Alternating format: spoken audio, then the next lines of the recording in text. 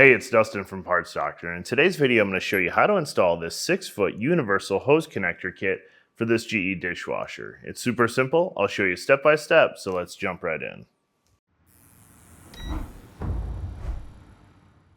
The hose connector kit for this dishwasher includes a braided 6-foot long hose with 3/8 inch compression connections at each end, a 3/4 inch garden hose elbow that connects the supply line to the appliance, and various adapters.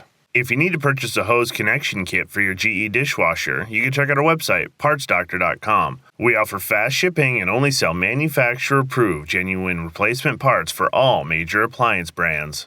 Tools needed for this installation: adjustable wrench and a slip joint pliers. This video features installing a water line, so please don't forget to turn off your water before beginning. For filming purposes, the dishwasher will be tipped to give you a better look at the installation process. Tipping the appliance is not necessary for proper installation. We will be using the included braided water supply line from the kit, so the compression sleeve and nut should be removed from the 3/4 inch garden hose elbow. Attach the elbow to the water inlet valve. If the connection has a gasket, like the elbow in this kit, no thread seal tape is needed. Start the 3/4 inch elbow on the waterline assembly by hand to prevent it from cross-threading. While tightening, keep the elbow pointed in the direction where you want the supply line to be running from. In most cases, this is the rear of the appliance. After the elbow is hand tight, snug the connection with the slip joint pliers, but be sure not to over-tighten, as you can damage the water inlet valve.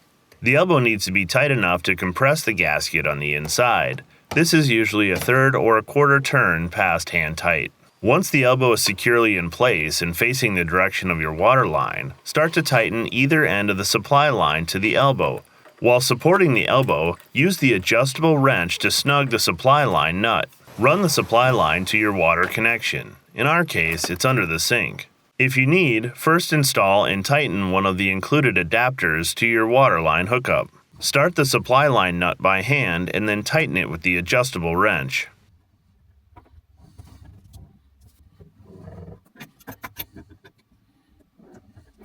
Next, reinstall the dishwasher. Turn the water on and check for any water leaks at the waterline connection and underneath the appliance. If you have a leak, turn off the water and check all connections to be sure that they are properly connected. Your dishwasher is now ready to use.